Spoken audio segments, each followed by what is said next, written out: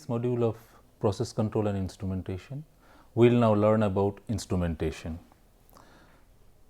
Specifically, we will discuss about measuring instruments or sensors that are used in process industry to measure common process variables such as temperature, pressure, flow rate of a fluid or liquid level.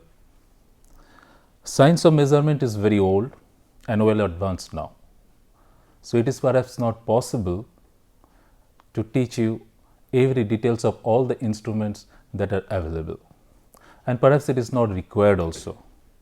But the purpose of this course or the purpose of the module of this course is to give you a basic introduction to the instruments that are used in industry for measurements of common process variables for process monitoring, process control and safe profitable operation. Okay.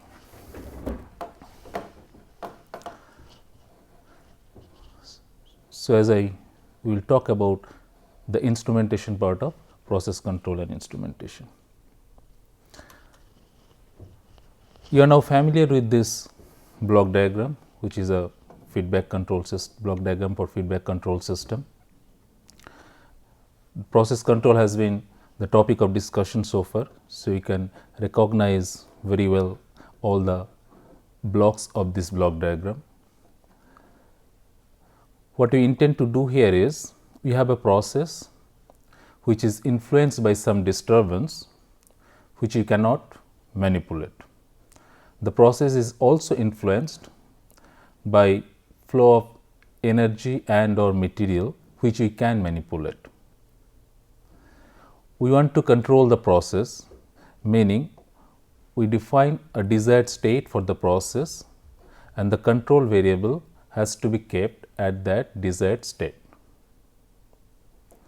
So, how does this feedback control work? The first thing that is done is, we need to measure the control variable, and we do that using a sensor or measuring element. So, the sensor or measuring element measures information about the control variable, and the information goes to controller, where this value is compared with the desired value of the control variable, that is set point, and an error signal generated. Depending on this error signal, the controller decides what action to be taken, so that this control variable is driven to the desired value of control variable. So, controller takes this decision and directs final control element to manipulate this input energy and or material which you can manipulate, such that the control variable is driven to the desired state. You can write such a block diagram for any control system, such that you can think of the control of temperature in this water bath by manipulating the flow rate of the steam. So, you measure the bath temperature, the information goes to the controller and the controller decides what should be the opening of the control valve. Similarly, you can also talk about the level control in this tank, where you use a level indicator, which is nothing but a level measuring instrument, which measures the level of the liquid, determines whether it is at desired state or not. The information goes to controller, the controller decides what is to be done and accordingly changes the opening of this valve. So, you see that every feedback control system will have at least one measuring sensor or measuring instrument. Feedback control system is widely used for control of temperature, pressures, flow rates, liquid levels in process industry. So, it is of utmost importance that you learn about this sensor or the measuring elements.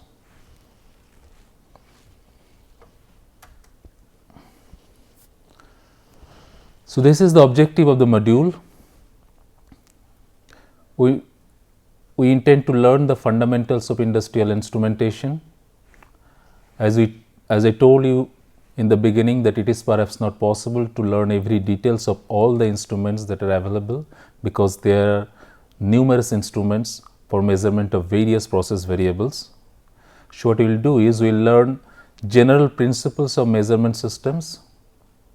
This will be done without any reference to any specific hardware. Then we will talk about transducer elements. Transducer elements are those elements which changes the energy from one form to another. Let us say a pressure signal is converted to an electrical signal, a displacement signal is converted to an electrical signal. So, transducer elements are useful in process instrumentation. Although by definition transducer elements are those elements which converts the energy from one form to another, typically by transducer we mean those elements which converts the energy in one form to an electrical signal. Then specialized measurement systems, that will be the body of this course. We will learn about various pressure measuring instruments, various temperature measuring instruments, various flow measuring instruments, and various level measuring instruments. And finally, the control valve and instrumentation diagram. So, towards the end of this course, we will be able to answer the following questions. What are sensors and transducers? What are the building blocks of an instrument? That means, can I break down an instrument into various building blocks and describe the operation of an instrument? What instrument characteristics affect the quality of measurement? What do we get and how do we get an estimate of error in our measurement? Since every measurement is in error, we should be able to get an estimate of how much of error is there in my measurement. How do you measure temperature? How do you measure pressure? How do you measure very low pressure or high vacuum?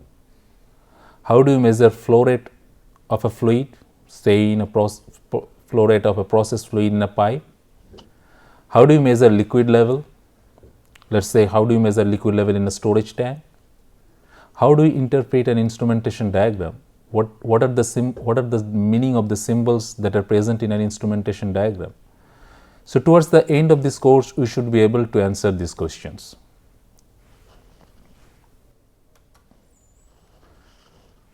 Here is the details of module contents. Is divided into 4 parts. In part A, we talk about general principles of measurement systems. We will start with an introduction to measurement system, and today we will discuss that. We will talk about what do you mean by measurement, why should you measure, what is the purpose of measurement, what is direct measurement, what is indirect measurement,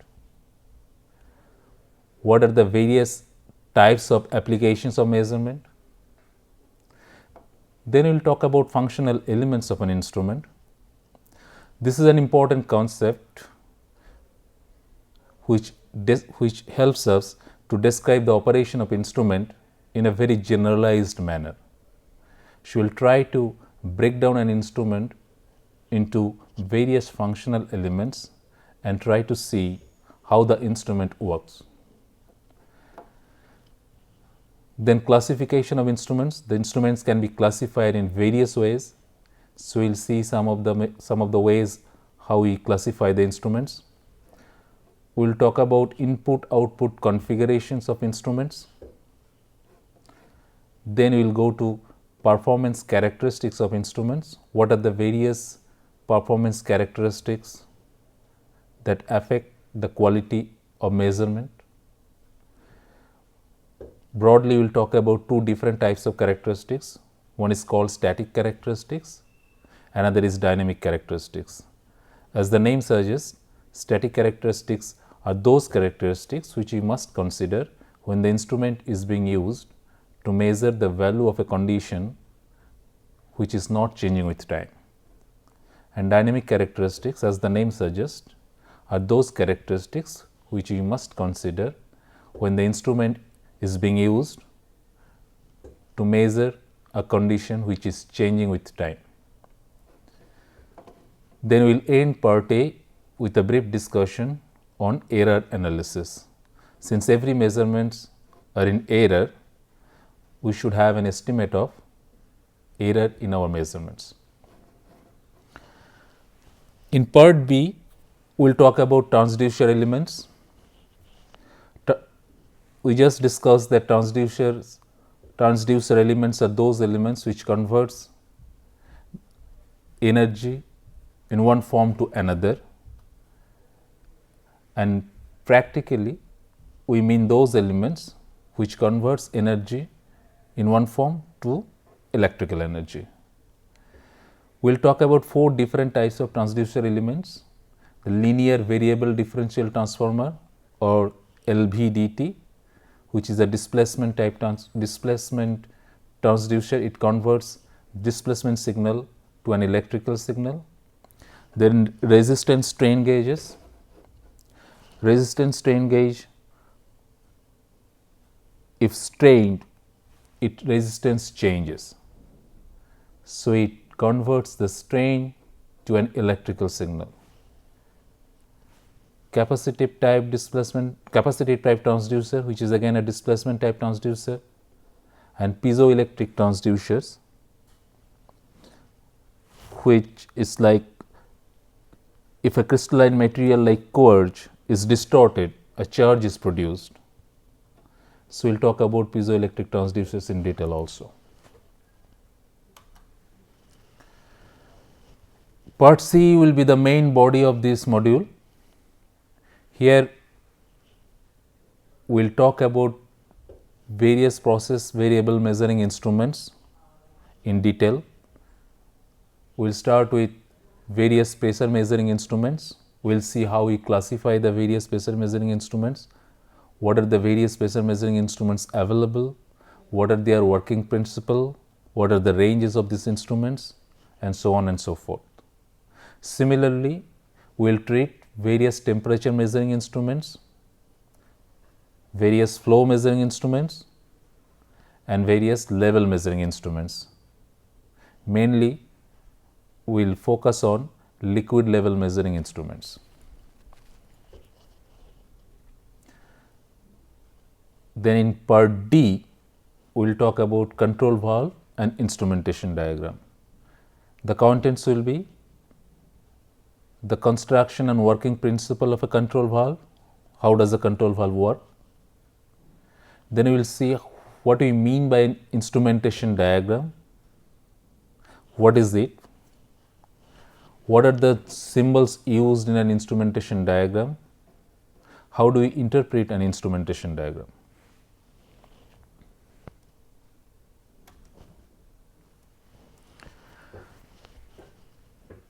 This is the list of textbooks or reference books. Number 1, Measurement Systems Application and Design by Doebling. Number 2, Process Control Instrumentation Technology by Johnson.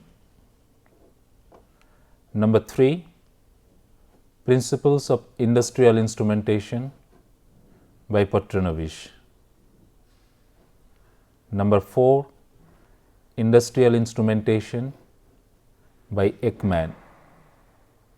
And finally, Process Industrial Instruments and Controls Handbook by Considine.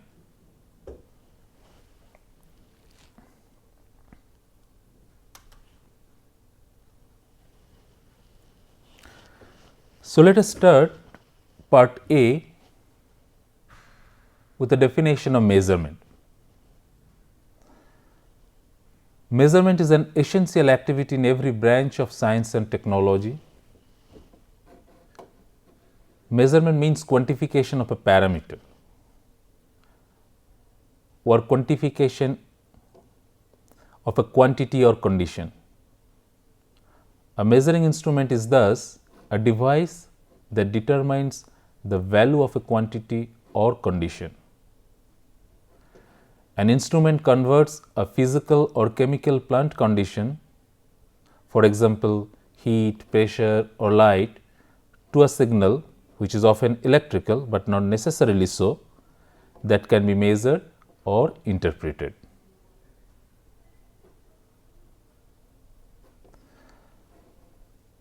So, a simple instrument model may be as follows.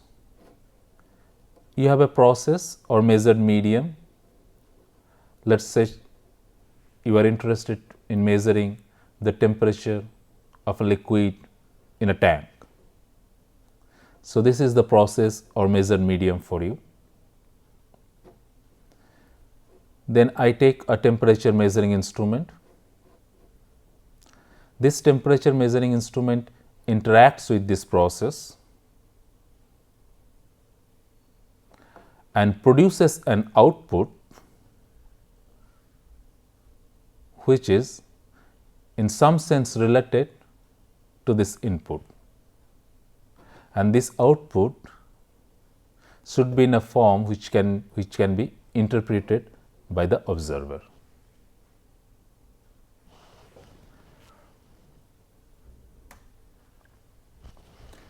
So, why should we measure? What is the purpose of measurement? Lord Kelvin said,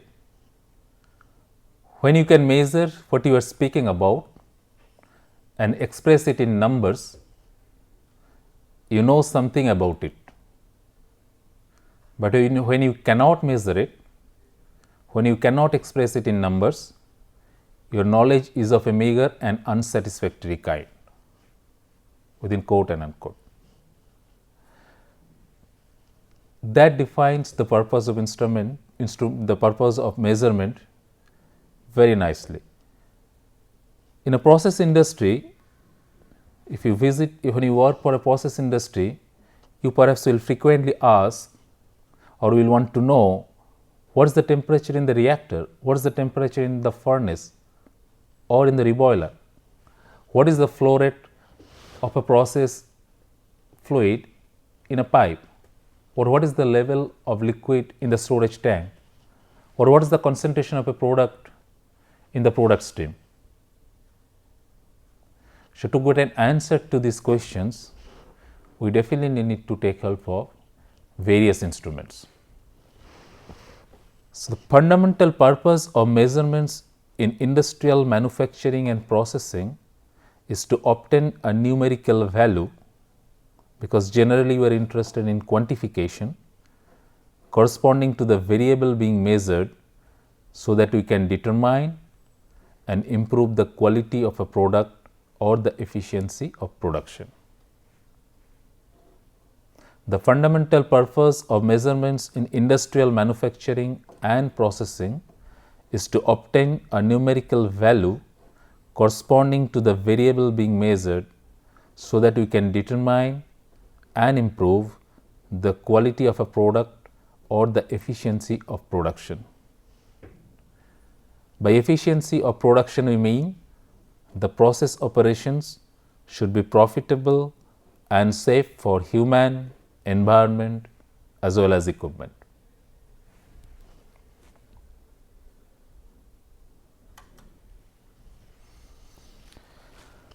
Now, let us come to types of measurement applications. The measurements can be done for various reasons. We have various process variables to measure. We have various instruments to measure those variables. So, there can be various types of measurements. There can be various types of measurement applications. Fortunately, the application of any measurement can usually be put into any of the following three categories: A, monitoring of process operations; B, control of processes and operations; and 3, experimental engineering analysis. What do you mean by monitoring of processes and operations? By monitoring a process and operation, we mean the instrument simply measures and display what it has measured. Usually control action is not taken. So, it basically keeps track of some quantity or condition. For example, let us talk about weather monitoring. Thermometers, barometers, radars simply indicate weather condition. It does not take any control action. So, thermometers, barometers, radars, they all indicate the weather condition, and the weather condition can be monitored that way. A homely example is a water meter or electric meter, which keeps track of how much of water or how much of electricity has been used.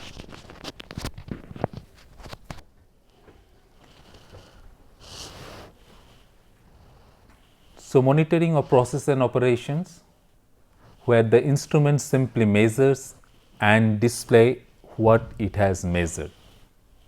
It is essentially for keeping track of some quantity or condition, and usually no control action is taken.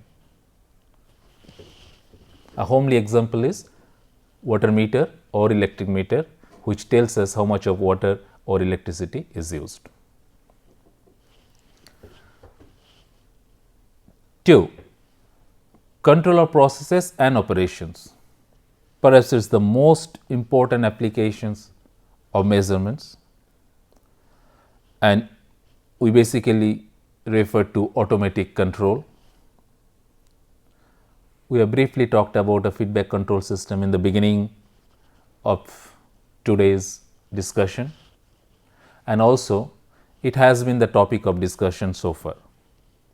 So, you know that every feedback control system has at least one measuring instrument involved, and this is definitely one of the most important application of measurements. And number 3, experimental engineering analysis.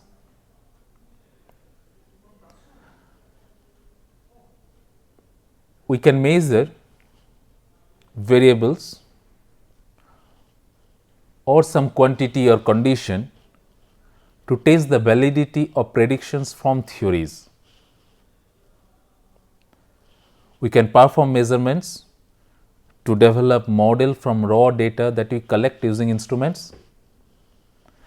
We can also carry out measurements for characterization of materials, devices, etc.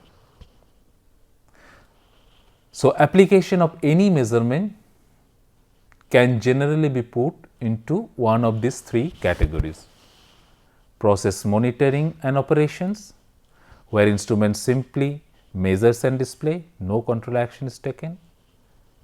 Number 2, control of processes and operations, where control action is actually taken, and the control in a feedback control system, control action has to be taken on the basis of the measurement of the control variable. And number 3 is for experimental engineering analysis, when you use it for testing the validity of predictions from theories, or you build up a model using the data that you collect using instruments.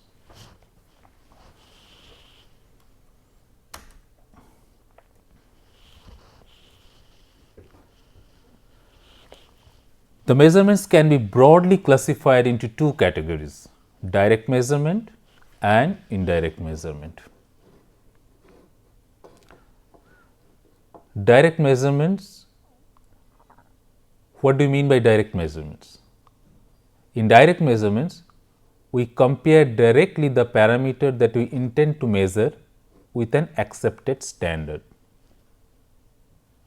For example, measuring the length of a wooden block by a scale.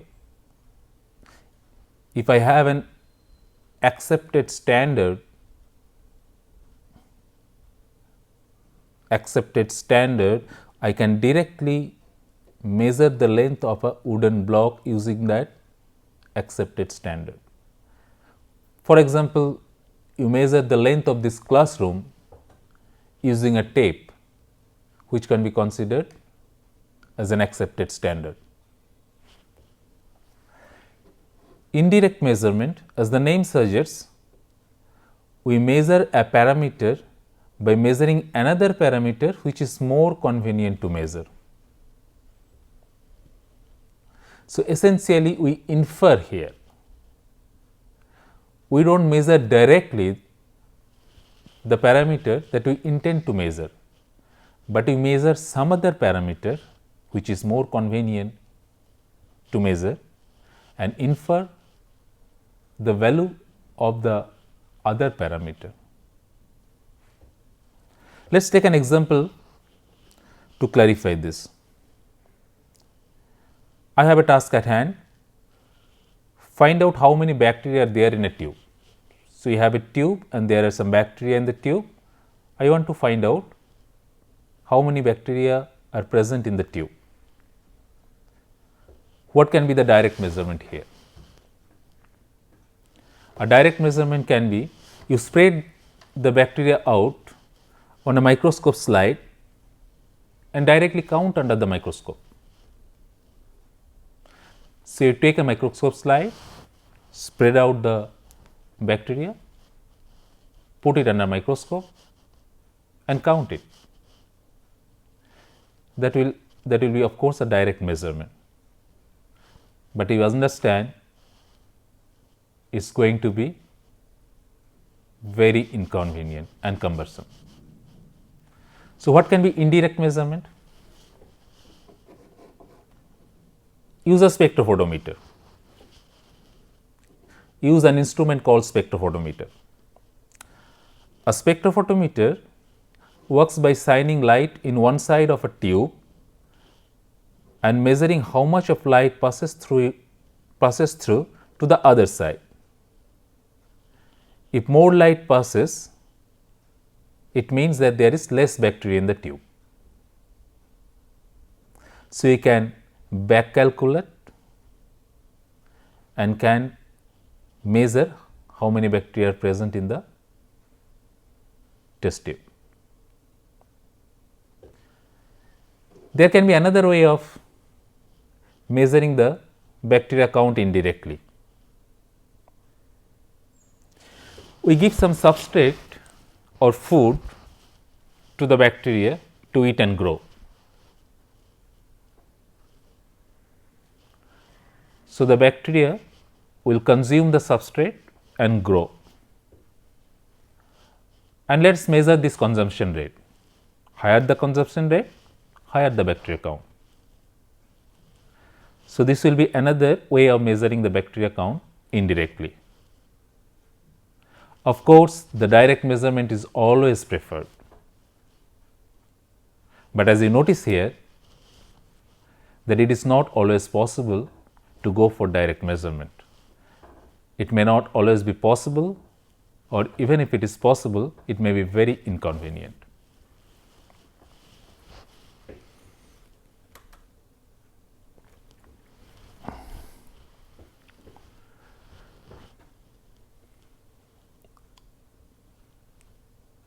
While the instrument measures the value of a condition, the following functions may be performed by an instrument: transmitting, signaling, registering, indicating and recording. Accordingly, you can say transmitting instrument, signaling type of instrument, registering instrument, indicating type instrument and recording instrument. What do you mean by transmitting or transmitting type of instruments? Here the instrument conveys information concerning the measured quantity over some distance to a remote point. So, the instrument We will measure the quantity and convey the information from one place to another. A homely example is the telephone. Signaling type of instrument. Here the instrument indicates the general value or range of values of its measured quantity. Some grosser scale indicates the general value of what it has measured. Registering type of instruments. The instrument merely indicates by numbers or some other symbols of discrete increments the value of some quantity. For example, a water meter, which uses discrete numbers to indicate how much of water has been consumed. Indicating type of instruments. The instrument indicates the value of the measured quantity using a calibrated pointer and scale. You have seen this type of instruments in laboratory, say commonly used pressure gauge, which uses a pointer and scale to indicate the value of the measured quantity, which is pressure in case of a pressure gauge. And recording type, the instrument keeps a written record of measured quantity and usually it is recorded against time. So, all these functions, transmitting, signaling, registering, indicating, recording, all these functions may be found in an instrument in any combination.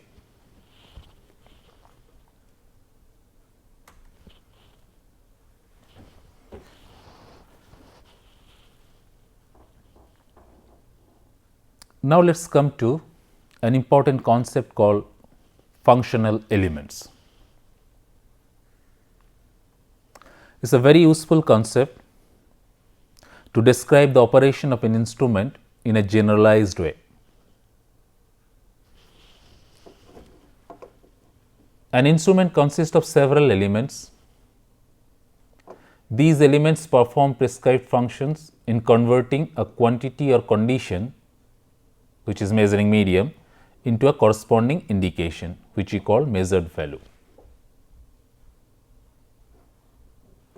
If we examine various physical instruments with a view toward generalization, we may be able to identify a set of elements that are similar with regard to their function. We call these elements functional elements. So, what we mean is, we have various instruments. Let us say we have various temperature measuring instruments, we have various pressure measuring instruments.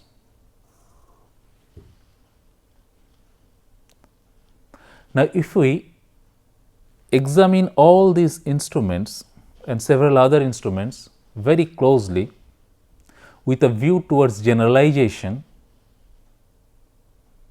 we may be able to identify a set of elements that are similar with regard to their function. What I mean is, if I take, let us say this is a temperature measuring instrument and this is a pressure measuring instruments, perhaps I may be able to see an element here and similar element here which does similar job.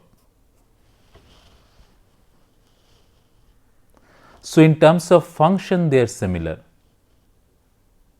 We call these elements functional elements.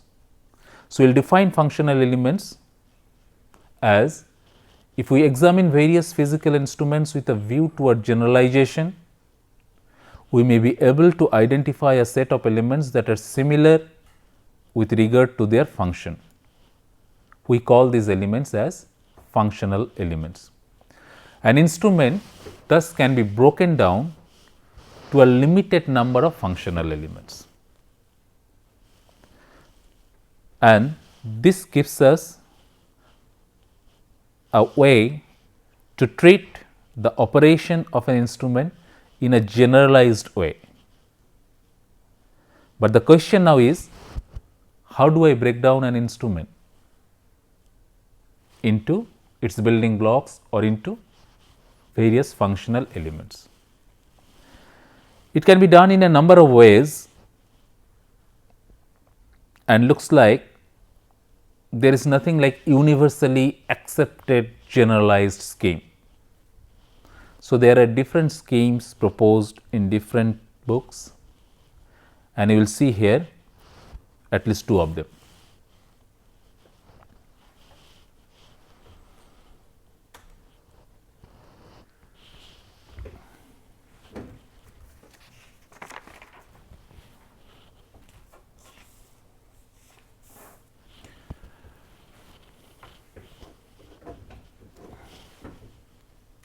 Let us look at this scheme,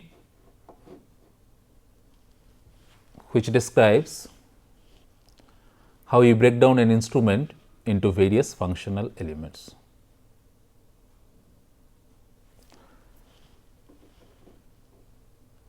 You have a process or measured medium, which I am interested in measuring.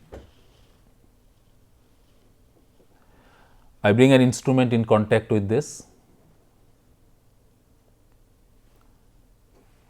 The instrument interacts with this measured medium and presents me what it has measured. Now, if I examine the instrument how it works, or if I am able to break down instruments into various parts which performs different functions, I can identify these elements. The first element is sensing element. Sensing element. The sensing element interacts with the process first. It produces an output which is related to process variable being measured. So, this is the element which first interacts with the measured medium. It receives signal from the measured medium, which we call measurand, and produces a signal which is related to the process variable that is being measured. An example can be a thermocouple, which thermocouple measures temperature. A thermocouple has two junctions. One is called measuring junction, another is called cold junction. We will talk about thermometer in detail later. So, the hot junction or the measuring junction is brought in contact with the medium whose temperature I am going to measure. So, depending on the temperature or the temperature difference that exists between the measuring medium and the cold junction, thermocouple produces an EMF as output. So, thermocouple, it produces EMF which is in the range of millivolt. It depends on temperature. So, the output signal of the sensing element is related to the process variable that is being measured. For thermocouple, its temperature here is millivolt here. Similarly, strain gauge, where a resistance depends on the mechanical strain. So, if a strain gauge is strained differently, its resistance will change differently. Okay. The next element in line is signal conditioning element. The signal conditioning element will convert the output signal of the sensing element to a form or to a signal which is more suitable for further processing. So, it conditions the signal that comes out of sensing element. So, it converts the output signal of the sensing element to another signal which is more suitable for further processing. It may be a DC voltage or current. It is required when the output signal of the sensing element is not in a form which is more suitable, which is suitable for further processing. Say the output of the primary signal is a displacement signal, and you may be interested in converting it to an electrical signal which can be processed much more easily. So, you need a signal conditioning element which will convert the displacement signal to an electrical signal.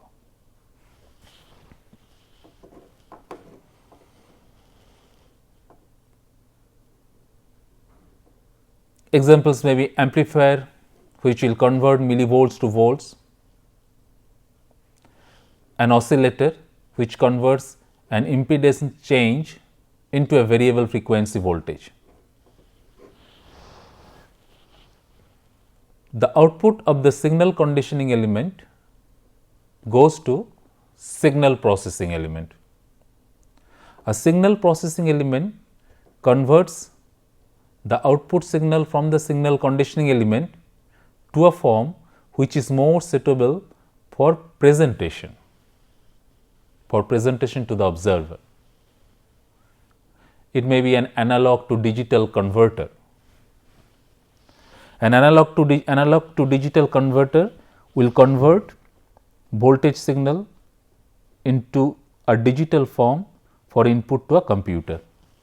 It can also be a microcomputer which calculates measured value of the variable from incoming digital data.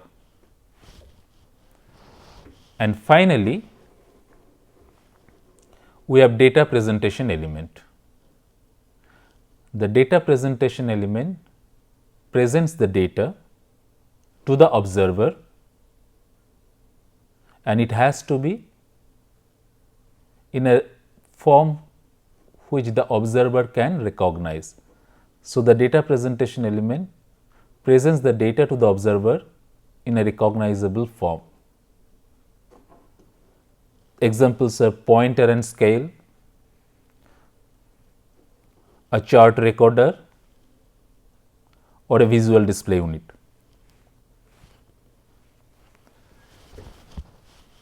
So, in this scheme, we identify 4 functional elements. First is sensing element, which first receives information about the measured medium and produces an output which is somewhere related to the variable we are going to measure. Second in the line is signal conditioning element, which will change the output signal of the sensing element to a form which is more suitable for processing. Next is signal processing element, which will convert the output signal of the signal conditioning element to a signal which is more suitable for the purpose of presentation, and the data presentation element will present this signal to the observer in a recognizable form.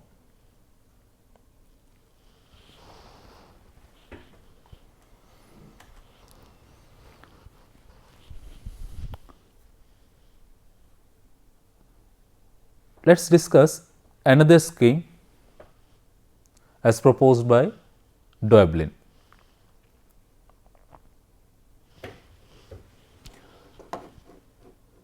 We have a process or measured medium as before. Again, consider it a liquid whose temperature I am going to measure. So, I bring a temperature measuring instrument in contact with this measured medium and analyze how the instrument works. I may be able to identify these functional elements.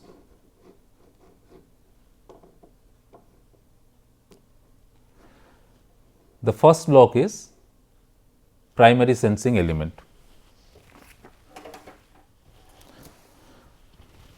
The primary sensing element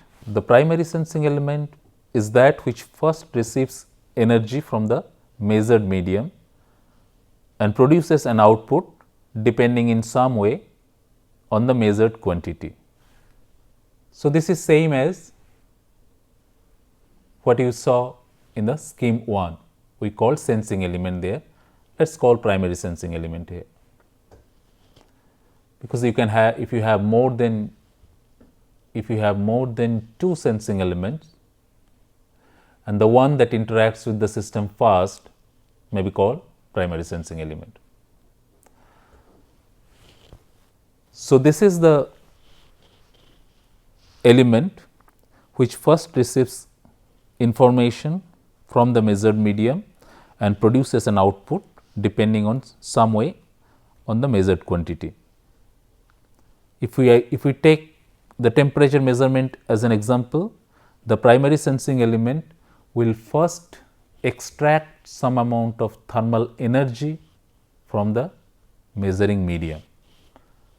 So, immediately we know that we are disturbing the system that we are going to measure, because it is extracting some amount of thermal energy from the system, and that is necessary for the act of measurement, which makes perfect measurement extremely difficult or theoretically impossible. This is called loading effect. The amount of energy that is necessary for the purpose of measurement is called loading effect. So, a good instrument will receive very minimum energy from the measuring medium for the purpose of measurement. So, a good instrument will have minimum loading effect. So, the next is variable conversion element.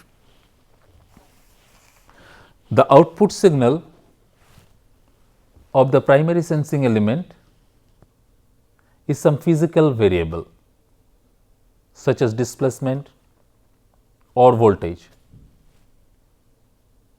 Say if you are using thermocouple as a temperature measuring instrument, the output signal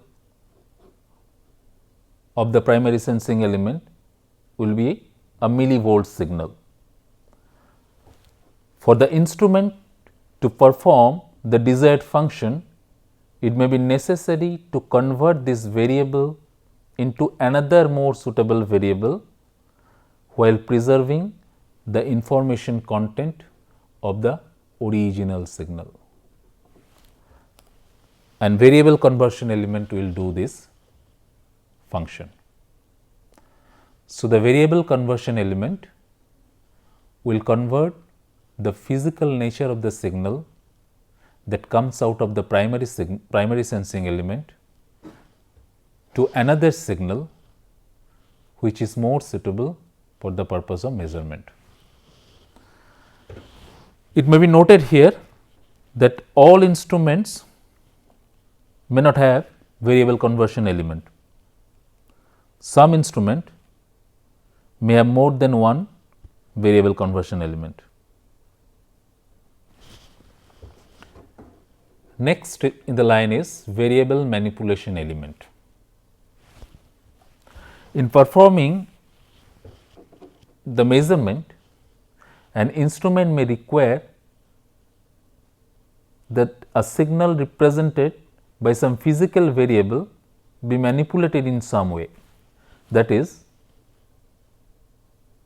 we may be interested in changing the numerical value of the signal while preserving the physical nature of the variable. For example, an electronic amplifier accepts a small voltage signal as input and produces an output signal that is also voltage, but is some constant times the input. So, variable manipulation element will manipulate the signal that comes out of variable conversion element. By manipulation, we essentially mean changing the magnitude of the signal. Unlike variable conversion element, it will not change the physical nature of the signal. For example, an amplifier will change the millivolt signal to voltage signal.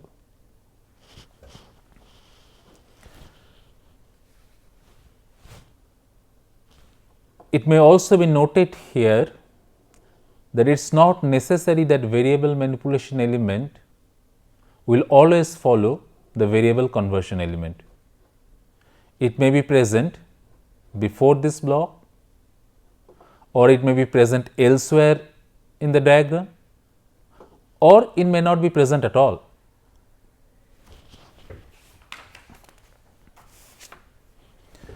Next is data transmission element. As the name suggests, data transmission element transmits the data. When functional elements are actually physically separated, then it becomes necessary to transmit the data from one place to another, and the data transmission element will transmit the data from one place to another. The data transmission element may be as simple as a shaft and bearing assembly, or it may be as complicated as a telemetry system for transmitting signals from satellites to ground equipment by radio.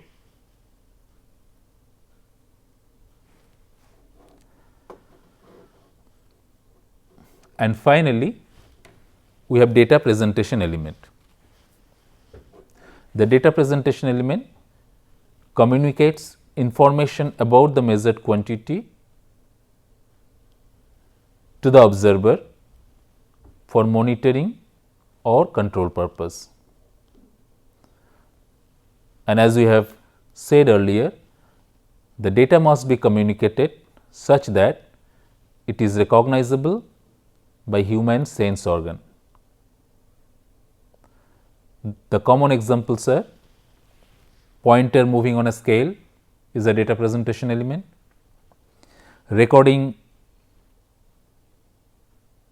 using a pen moving over a chart is another data presentation element.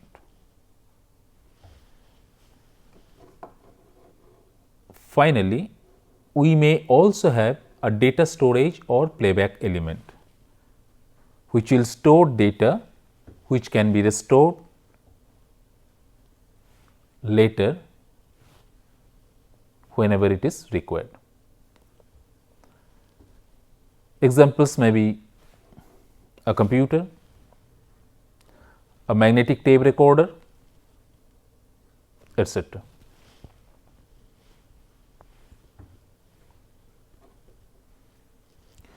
So, these block diagrams tells us all the possible functional elements that you can present in an instrument.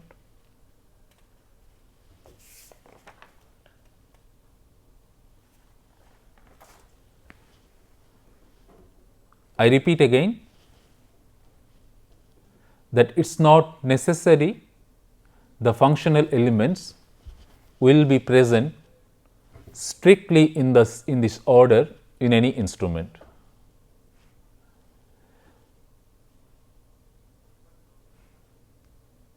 And also it is not necessary that there will be only one variable conversion element or there will be only one variable manipulation element. So, there may be more than one variable conversion element, or there may be more than one variable manipulation element, and they may be present anywhere in the chain. But we can describe the operation of any instrument in terms of these functional elements.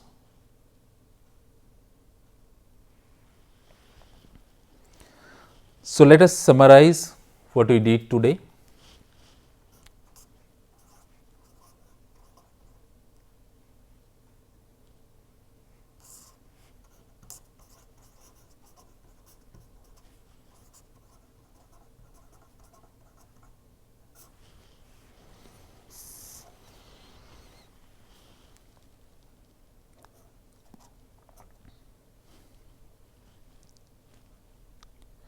We define the module objective,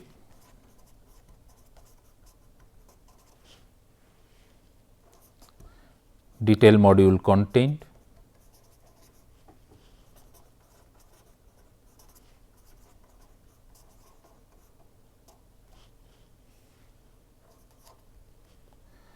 then we started with general principles of measuring systems.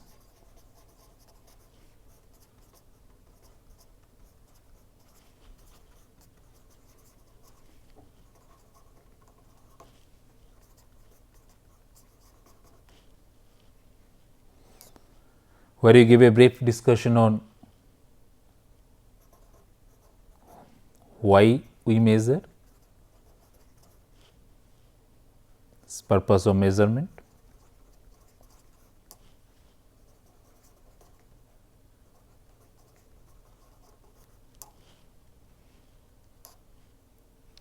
types of applications of measurement,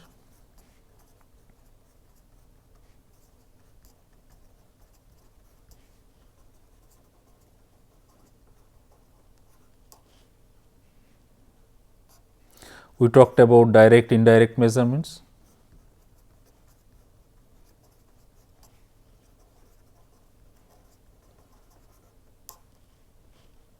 we stress that direct measurement is always preferred, but it may not be possible always.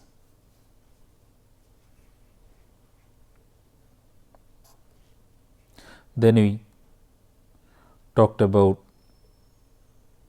different functions that instrument perform,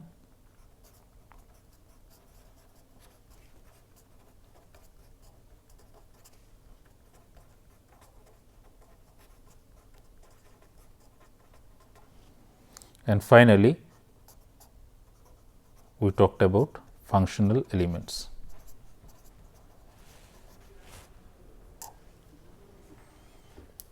Where we defined what functional elements are and what are the various schemes available which will allow us to break down an instrument into various functional elements. In the next class, we will take an example and try to identify the functional elements that are present in that instrument.